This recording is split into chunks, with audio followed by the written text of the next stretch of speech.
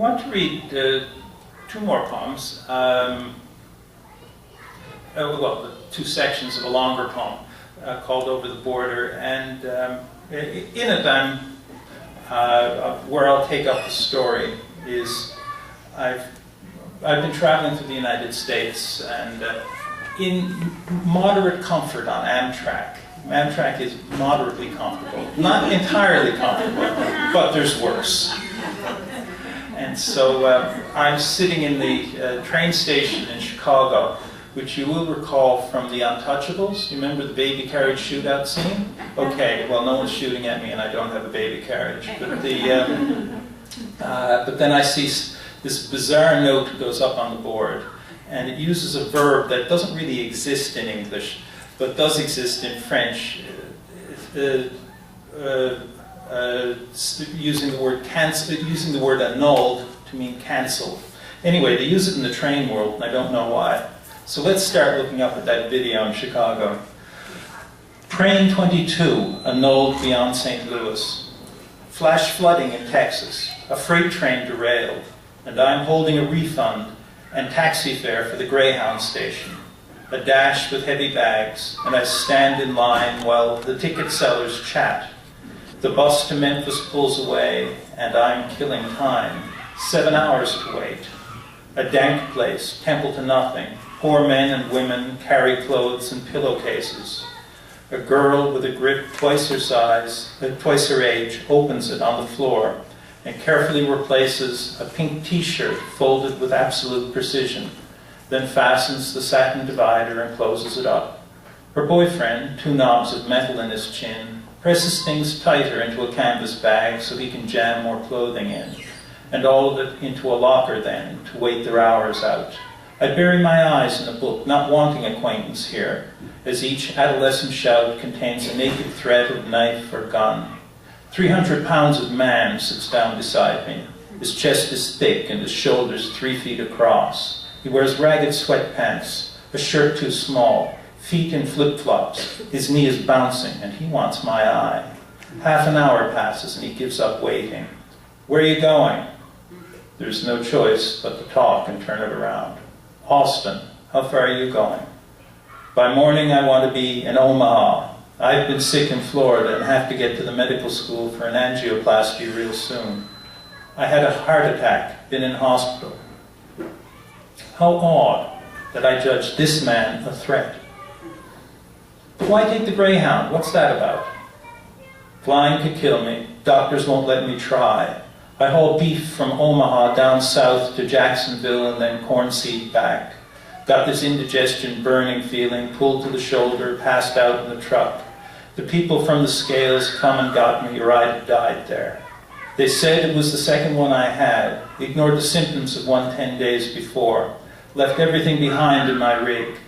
The wallet and my clothes, gave me this stuff when I was leaving, enough to see me home. My wife faxed a copy of my commercial driver's license. It's all I have for ID. You can't travel if you can't prove who you are. He pulls up his shirt to show where the sensors have been attached to his body. I ask, what was it like cooped up for 2 weeks? A lot of tests. Had to give a lot of blood. I hated all the needles, the jabs and pricks. One went in here. He points to his groin. What's going to happen now to your career?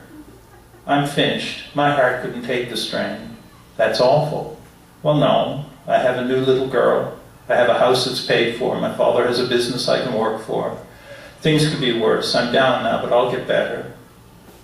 I ask, is it harder to drive a truck or one of these? He looks to the buses parked outside the window and turns back. The bus, I think, because of the riffraff. I worry now even in the restroom. He adds with awed intensity, you never know who you are going to meet. Strangers loom like another threat of death to a body suddenly undefended. Listen, I'm 36 years old and I'm really scared. I look at my watch and know that it's time. I wish you all the best with this thing. I hope that you have a perfect recovery. I hope so too, if the good Lord wills it. Embarrassed, I say, that's a certainty.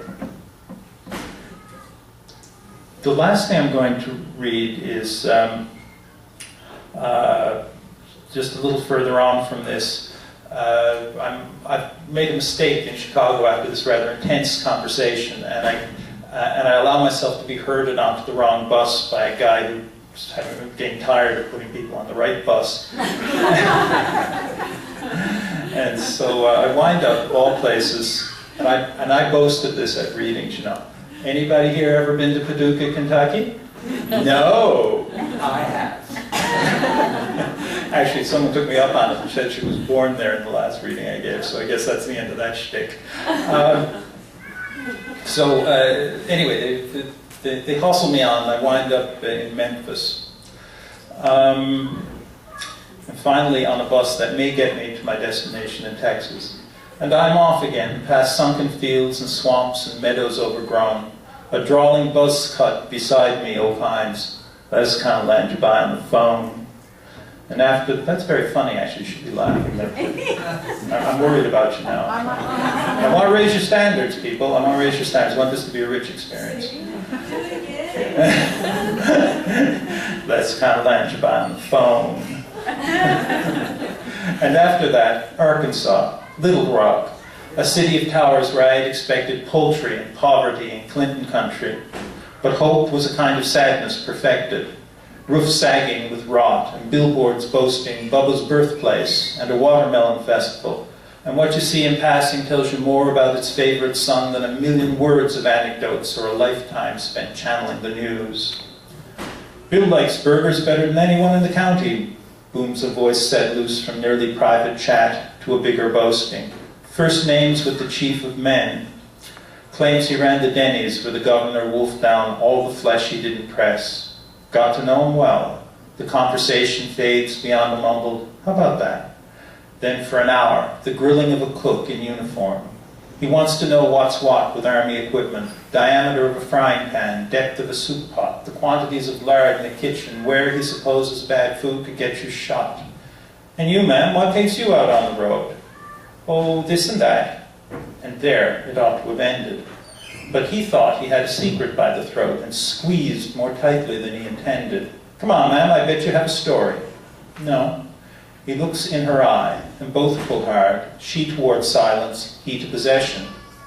"Family things," she says, measuring each word she gives up to him. "Yeah? You don't want to know. Can't be that bad." And 20 people sitting 2 and 2, 5 rows either way, know she'll hurt him. At last he's pitiful. "I go to see my son. He's in prison." Abashed, the big red face is human now, bursting with apologies for prying. And she says it's fine, but will not let him go. She looks into dark at Texarkana.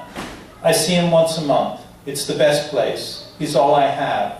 Drugs took my children. He had 2 sisters, and one killed herself in a motel with sleeping pills, and the other couldn't bear to be without her, so drove off a bridge, leaving just their brother. I think that bars are all that keep him here. He'd kill himself, or court a killing, and I just can't bury another one." Thank you very much.